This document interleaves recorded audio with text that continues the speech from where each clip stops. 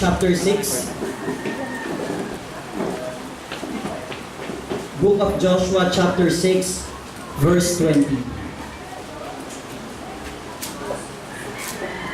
Joshua chapter 6, verse 20. Amen. In your King James Version Bible, Amen. the Bible says, "So the people shouted when the priests blew with the trumpets, and it came to pass when the people heard the sound of the trumpet. And the people shouted with a great shout, that the wall fell down flat. So that the people went up into the city, every man straight before him, and they took the city." Amen, church? This is the story of Joshua together with the Israelites reaching the promised land. Amen? They can. Amen? By the grace of God. Na-overcome nila sa biyaya ng Panginoon. Tayo pang lahat ay manalangin. Diyos na makapangyarihang mahabaging tunay, kami Panginoon nagbabalik ng papuri at kadakilaan at pasasalamat sa umagang ito. You are the author of our lives, Lord God. Minsan pa, patunayan niyo po sa umagang ito ang inyong kabutihan at patuloy patawarin niyo po kami, Panginoon, sa anumang uri ng kasalanan na magiging hadlang, Panginoon, upang mag-penetrate, Panginoon, ng inyong salita. Alisin niyo po ang pride, alisin niyo po, Panginoon, ng alalahanin, bigyan niyo po kami ng peace of mind, contentment, Lord God, upang makapag-focus po kami, Panginoon, sa inyong salita. Kung kami ay nabusog, Lord God, physical, bago kami umalis ng aming tahanan this time, Lord, hayaan niyo po, Panginoon, na kami ay mabusog spiritual.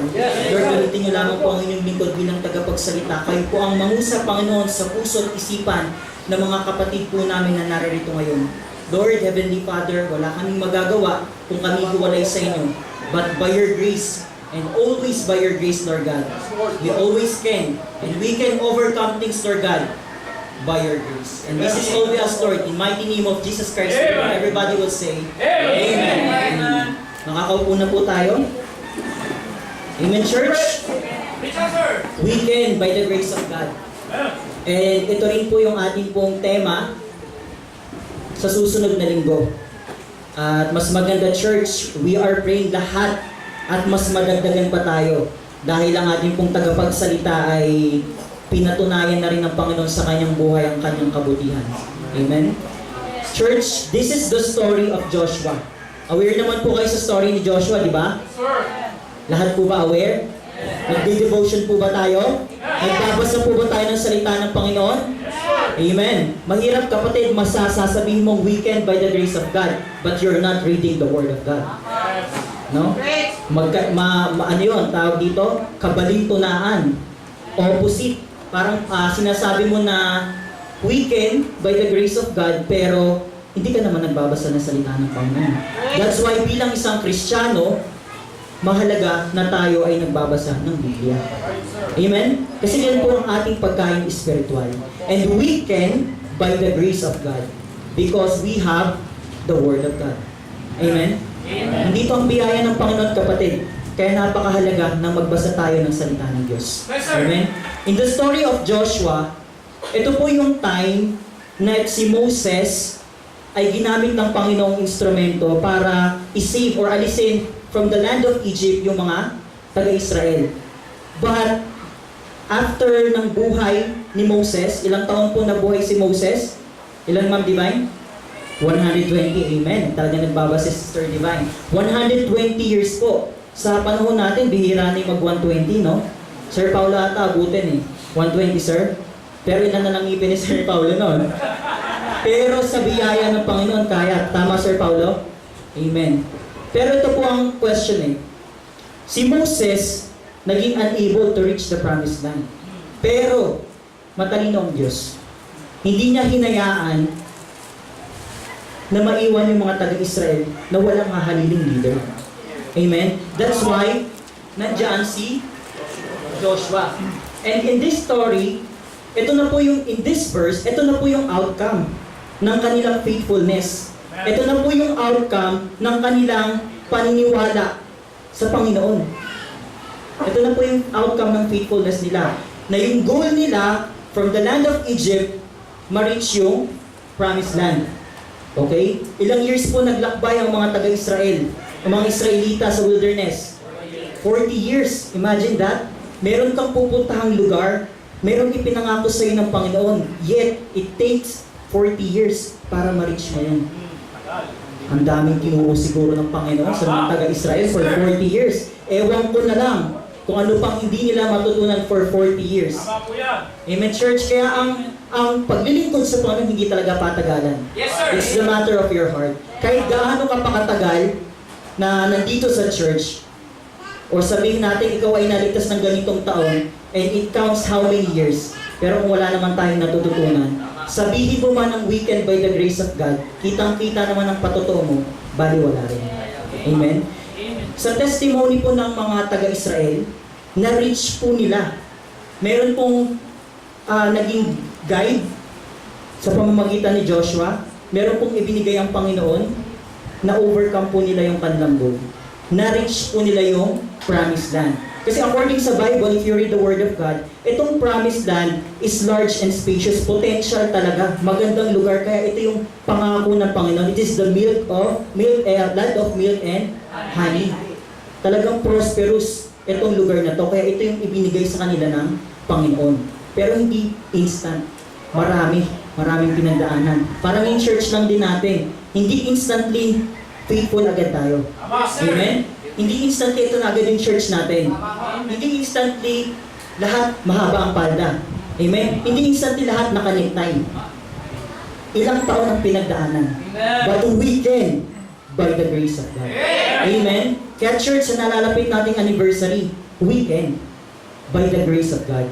Pag sinabi po kasi nating weekend, pag sinabi kasing can, it shows ability. Tama po? Ibig sabihin, meron kang goal, meron kang plano na ma-reach yung isang bagay o ma-overcome o ma-fulfill yung isang bagay. Kaya sinasabi mo, we can or I can. Amen? But in the church, dapat sinasabi natin lagi, we can. Para nandun yung unity. Amen? Pero, ang important ingredient doon, we can by the grace of God. Amen. Mahalaga po mga kapatid na sa bawat plano natin, mga young professionals, mga gulang, mga kabataan, in all kinds, in all forms of your plans, always by the grace of God. Bakit po? Kasi kung sariling kakayanan natin, your resources, your skills are limited. Pwede ngayon matalino ka. Maaari ngayon marami kang naalala. Bukas maumpog ka. Hindi mo na alam ang 1 plus 1. Limited. Kahit pangalan, baka makalimutan mo. Kasi yung wisdom na meron tayo, or yung knowledge na meron tayo, limited lang yan. Dahil tao lang tayo. But by the grace of God, unlimited ang resources ng Panginoon. Kaya always by the grace of God. In all aspects dapat mga kapatid, ng buhay natin bilang Kristiyano, nasa labas man tayo ng church o nandito, always by the grace of God. Kasi pag sinabi mong by the grace of God, sinasabi mo na, Lord, ako ay tao lang. Na ako ay mahina. Meron akong limitasyon. But by your grace, Lord God, meron akong magagawa na maaaring hindi ko kayang isipin na kaya ko palang gawin. Dahil merong pagtitiwala ako sa Panginoon. Itong mga taga-Israel, kahit great leader meron sila, kung wala silang Diyos, baka hindi lang 40 years ang itagal nila sa wilderness.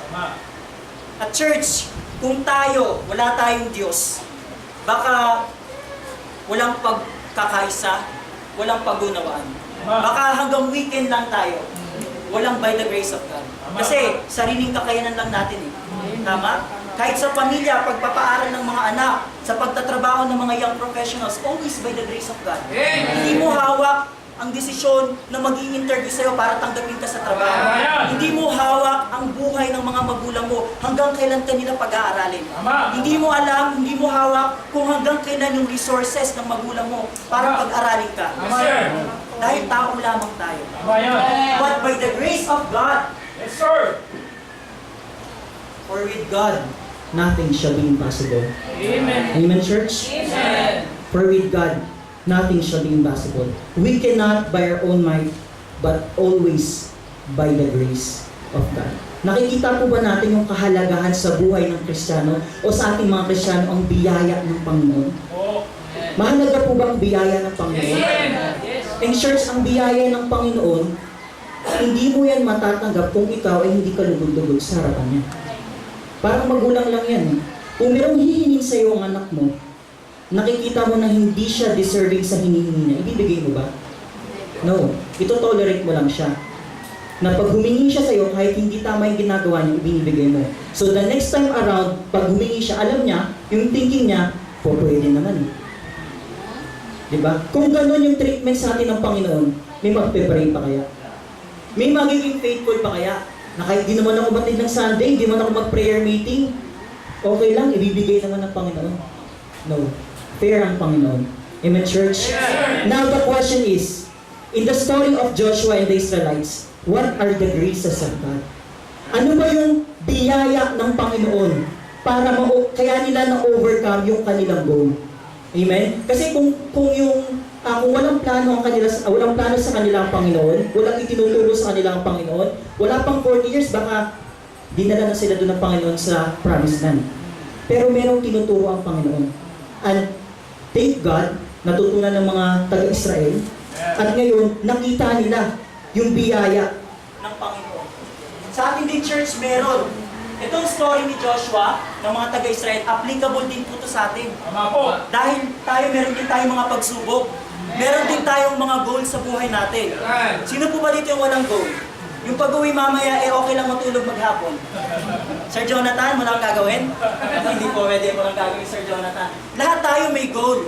Tama? Yung matapos mo lang yung trabaho mo sa bahay, goal mo na yan eh. Ang taong walang goal, sabi nga, pag ang tao walang vision, the people perish. Ibig sabihin, nature pala nating mga tao bilang mga Kristiyano, na dapat tayo may goal. Amen? Sa anniversary natin, may goal tayo, di ba? Amen? Sino yung walang goal dito sa anniversary? Wala po, subukan nyo. Mami Jose. No? Ito po yung first grace of God. They have God's instructions. Church, ito po yung tanong. Mahalaga ba ang instruction ng Panginoon? Yes, sir. Kung dapat kumanan ka, sabi nga yung ways, alam niyo po ba yung ways? Di ba pagka sinabi ng ways na ikaw ay dapat kumanan ka. Kasi pag hindi ka kumanan at hindi ka sumunod sa instruction niya, panigurado, it's either traffic o aksidente ang maaabot mo. Kaya nga mo nga din-download yung application na ways kasi you want a guide. Gusto mo na maging maayos yung biyahe mo. Ganun din sa buhay ng Kristiyano. Kung gusto mo na maging maayos ang buhay mo, kailangan mo ng guide. At kailangan mo ang salita ng Diyos para magkaroon ka ng tamang direksyon. Amen? We can by the grace of God. God's instructions. Ano po sabi ng Biblia? Joshua chapter 6 verse 3 and 4. And ye shall compass the city, all ye men of war. Ang nagsasalita po dito ay ang Panginoon. Ito po yung direct communication ng Panginoon kay Joshua. Amen? Ibig sabihin, na-overcome pala nila Joshua at ng mga taga-Israel yung goal nila, kaya nila na-reach ang promised land dahil sinunod nila yung instruction ng Panginoon. See? Ibig sabihin, sa lahat ng gagawin natin, mayroong instruction ang Panginoon. Tama po? Tama po. And the fact na hindi mo sinunod ang instruction ng Panginoon, parang sa ways, expect mo na yung mga bagay na unpleasant. Tama yan. Kasi ito yung tama eh.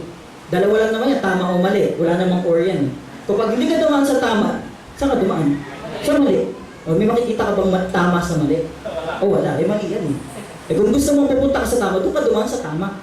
Kaya church, kung ito ang mga taga-Israel, hindi ginawa yung instruction ng Panginoon, baka wala sila ngayon sa promised land. Tama? Baka hindi nila na-experience yung blessing ng Panginoon, yung potential ng lugar para sa kanila. Amen? Kaya church, the first grace of God na dapat mong appreciate sa umagang ito, merong instruction ng Panginoon sa buhay ng bawat isa. Sa anniversary natin, kung walang instruction, walang delegation of task, lahat iisa gagawin. Meron bang victory? Lahat tayo preacher? Hindi pwede yun. Merong instruction ng Panginoon. Ito po yung instruction. Ano pong instruction sa kanila? Liligiran nila yung syudad with the men of war, go around about the city once, that thou shalt do 6 days. Alam niyo po mga kapatid, ito po yung nakakapagtaka dun sa instruction ng Panginoon. Sa real and ideal type of battle, Ano pong ideal type ng battle sa mga napapanood nyo? Suguran, di ba? Talagang man to man. Talagang patayin kung patayin pag battle eh. Pag sinabi war. Kasi it's a battle between two parties. Amen? Pero dito, ang instruction ng Panginoon, sabi ng Panginoon kay Joshua, Joshua, hindi ganyan yung gagawin nyo. Hindi ganyan kung anong iniisip nyong battle. Iikutan nyo yung wall of Jericho for 6 days. And on the 7th day, iikutan nyo siya ulit ng 7 times. Merong instruction ng Panginoon. Then sa pag-ikot nyo, una yung man of war. Sa pila, una yung man of war. Sunod yung mga priest o yung mga saserdote na merong dalang trumpet. And then sunod dun yung Ark of Covenant. And then sunod dun yung man of war ulit. Yun yung instruction ng Panginoon. Kung iisipin, kung itong mga taga-Israel, bakit kaya ganito ang instruction sa amin? Dapat, may mga man of war naman kami, dapat suburan na to. Dapat battle kung battle na to. Para matapos na, bakit palilipasin pa 1 linggo? Anniversary na dapat ngayon. Wala na 1 linggo, sir. Ngayon na dapat. Di ba, pwede naman eh. Sabi nga ni Pastor, pwede naman pala mag-dedicate ng walang handa o may handa. Oh, alam nyo na, tipid kayo pag walang alam ninong-ninang. So, yun yung idea, yun yung instruction ng Panginoon. So, ang pagtataka ng mga taga-Israel, bakit gano'n? Bakit gano'n yung instruction ng Panginoon? Pero yun pala, ang instruction ng Panginoon, ang magiging dahilan para maipanalo nila yung battle. Amen? Amen. After the 6 days, on the 7th day, inikutan nila 7 times, and sa cue ni Joshua, sumigaw lahat, yung wall of Jericho bumagsak. And then on that point, sinugod nila inside yung Jericho. Amen? Na-conquer nila lahat ng mga tao doon. Ibig sabihin, to make the long story short, na-conquer nila at na-reach nila yung promised land. Mga kapatid, minsan, may mga instructions sa atin ng Panginoon